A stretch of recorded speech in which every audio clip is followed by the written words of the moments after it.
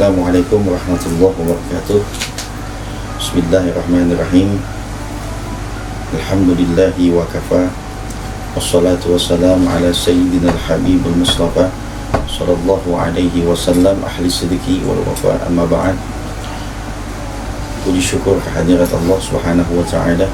Alhamdulillah, limpahan nikmat karunia Allah subhanahu wa ta'ala. Di bulan yang mulia ini kita masih diberikan berbagai macam nikmat dari Allah Subhanahu wa taala. Berbagai macam karunia yang diberikan Allah Subhanahu wa taala. Berbagai macam fudhala yang diberikan oleh Allah Subhanahu wa taala. Dan alhamdulillah di sore hari ini alhamdulillah kita diberikan sama Allah Subhanahu wa taala berbagai macam nikmat, terutama nikmat untuk mendengarkan ilmu-ilmu yang diberikan oleh guru-guru kita. Mudah-mudahan senantiasa selalu tercurah limpahan nikmat kita dari Allah Subhanahu wa taala. Salawat dan salam tak lupa kita haturkan kehariban baginda Rasulullah sallallahu alaihi wasallam beserta para keluarganya, para sahabatnya hingga akhir zaman.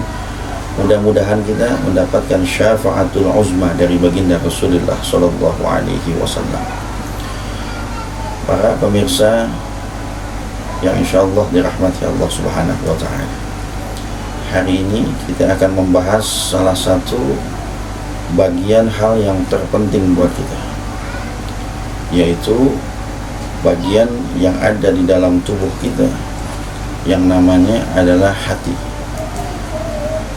Atau hati ini sering disebut oleh para ulama kita adalah bagian yang sangat terpenting buat kita, atau kalau kata kita nur yang diberikan Allah Subhanahu wa taala terletak dan ada posisinya di dalam hati kita.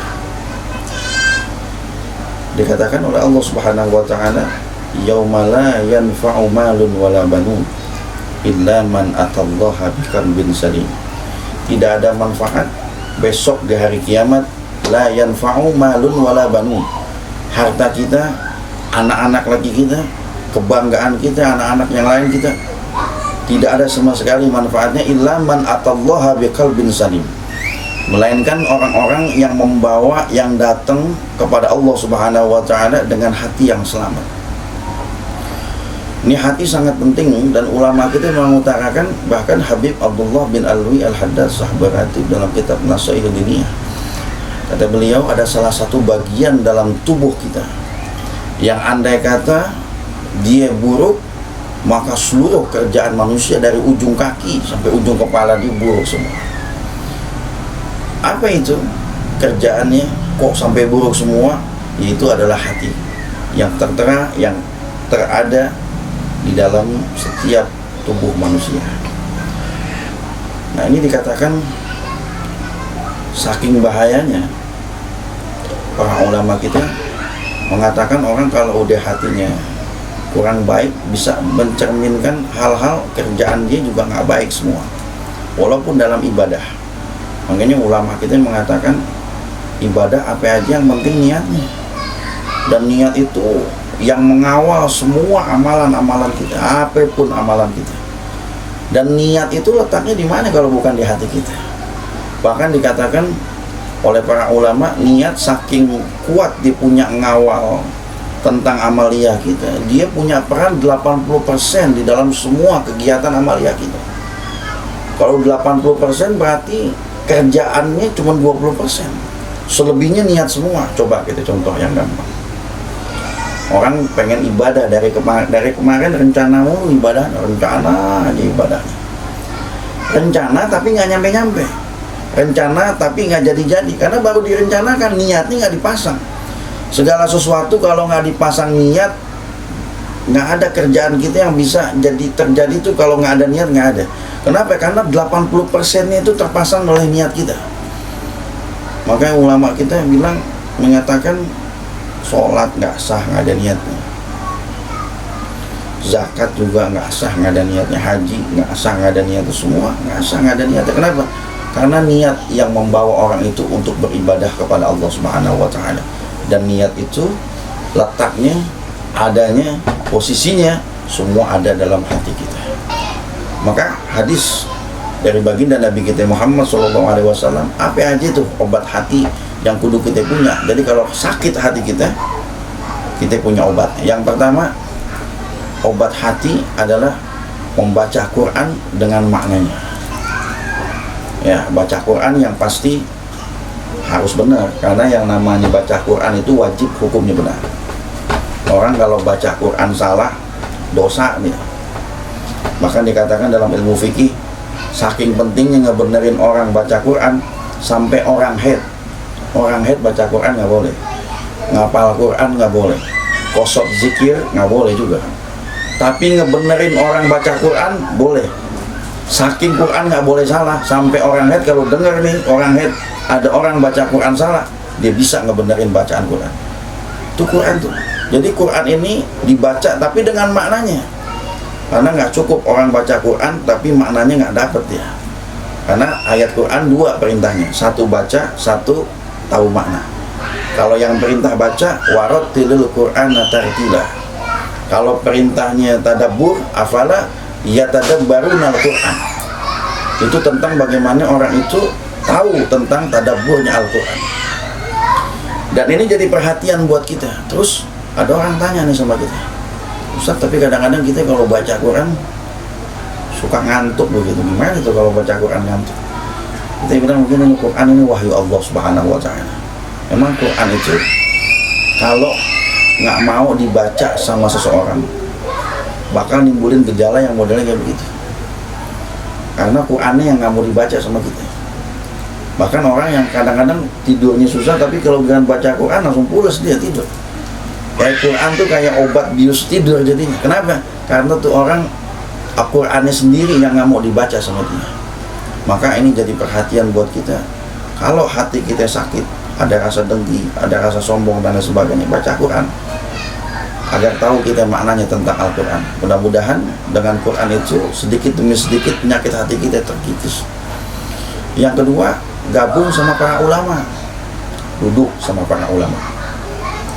Duduk sama para ulama nih begini, bukan cuma duduk doang, ngaji maksudnya kalau kata kita. Ada orang yang duduk doang, duduknya pas makan, ngajinya nggak nongol, giliran makan nongol. Bukan itu. Kita duduk bareng sama ulama. Kenapa? Karena ulama duduknya aja dia bakal ngeluarin petuah, nasihat. Duduk sama ulama bisa mengeluarkan petuah. Bahkan dikatakan oleh Nabi kita Muhammad SAW, kalau ada orang itu suatu saat nanti di satu zaman, kata Nabi, sayati zamanun ala ummati yafiruna ilal ulama wal fuqaha. Suatu saat nanti ada orang dia bakal lari dari ulama dan fuqaha, dan Allah bakal timbulkan 3 masalah, 3 bala yang Allah bakal tumbuhin. Salah satunya adalah Allah bakal cabut keberkahan daripada usaha dia, daripada rezekinya. Ini terbukti sekarang. Banyak orang yang jauh sama ulama, lihat apa jadinya juga. Udah dimusuhin lah ulamanya, udah dijauhin lah ulamanya. Apa hasilnya? Allah cabut tuh berkah daripada rezeki kita. Rezeki sih gak bakal dicabut, karena syarat orang dapat rezeki kan hidup. Selama dia hidup pasti dia bakal dapat rezeki. Cuman berkah yang dicabut. Lihat orang sekarang, beda sama orang tua kita. Orang tua kita rezekinya ada, berkahnya ada, anaknya 20, tapi waktunya dia mau kuliah luar kota bisa, mau kuliah ke luar negeri dia bisa, karena rezekinya, berkahnya itu waktu masih ada. Dan orang tua kita itu sama ulamanya deket ya, cinta sama ulama kita. Sekarang lihat, ada orang datang ke ulama, dia lagi butuh doang baru datang ke ulama. Ada dia mau nanya baru datang ke ulama, begitu. Sekarang akhirnya Allah cabut tuh rizkinya, berkahnya yang ada di dunia. Apa contohnya? Orang sekarang kerjaannya banyak tapi nggak pernah cukup rizkinya. Sehari kerja hampir 5 kali. Rumah masih kontrak-kontrak juga, sama aja bohong. Anak 2, rezeki masih kurang aja. Allah cabut tuh berkah daripada rizkinya. Kenapa? Karena jauh daripada ulama. Yang kedua, dan dia nggak mendapatkan obat dalam hatinya. Rumah tangganya sering cek tuh. Kalau dulu nih, kalau ada satu permasalahan dalam rumah tangga orang tua kita, pasti dia bakal datang ke ulama deh. Kalau orang sekarang dia nyelesain aja sendiri, akhirnya bubar-bubar juga ujungnya. Ini yang terjadi di tengah-tengah kita. Maka orang sekarang nggak pernah tahu tentang obat penyakit hati. Yang ketiga, penyakit hati punya obat, yaitu sholat malam. Kata Nabi, sholat malam ini da'bus sholihin was sholihat, ciri yang paling benar-benar mencirikan orang kualitas dia iman, dia Islam yang sejati adalah orang yang bisa mengerjakan sholat malam. Ini sholat malam ini spesial. Kalau buat para nabi hukumnya wajib, buat kita hukumnya sunnah. Tapi Nabi bilang ini ciri sejatinya orang-orang muslim dan muslimat. Kenapa? Karena orang muslim yang abal-abal dia nggak bakal bisa jemput ini.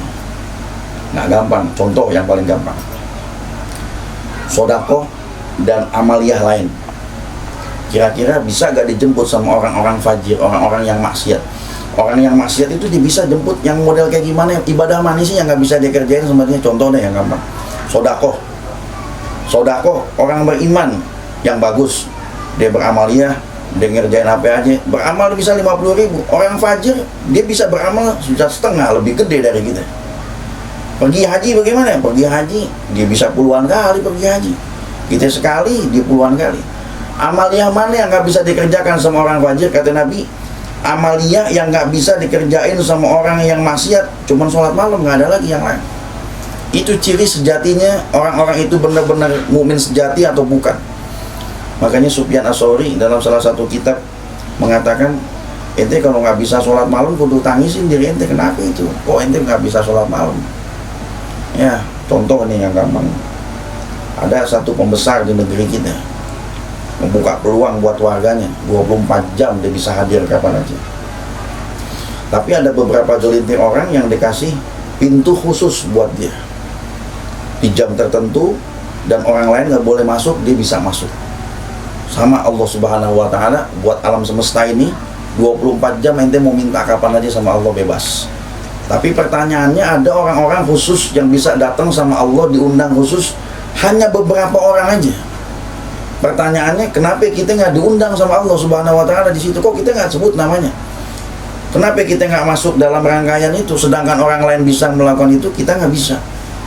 Itu sholat malam uniknya kayak begitu. Maka Al-Arif Billah dahulu, Habib Umar bin Muhammad bin Hud Al-Atos, itu kalau sholat malam itu dia mulai jam 12 malam, dia udah mulai sampai subuh.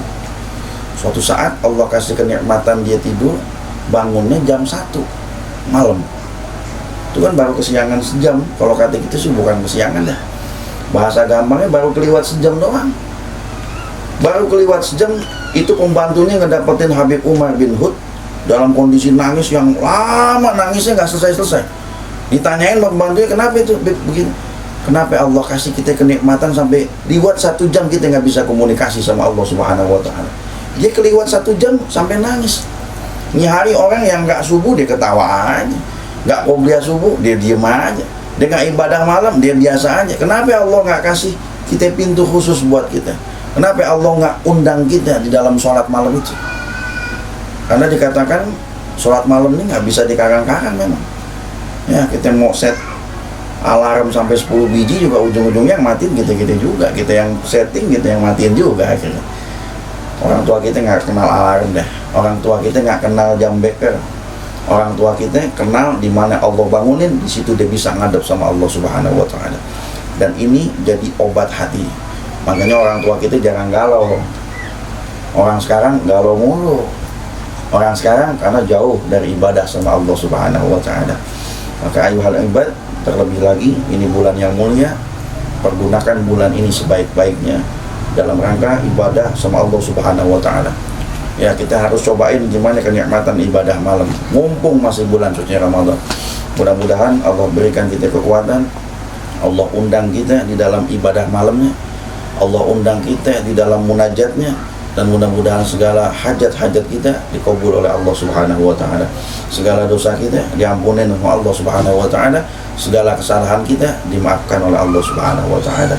Itu saja yang bisa Al-Fakir sampaikan. Mudah-mudahan manfaat, terutama untuk diri Al-Fakir sendiri. Hadanallahu wa iyyakum ajma'in. Wassalamualaikum warahmatullahi wabarakatuh.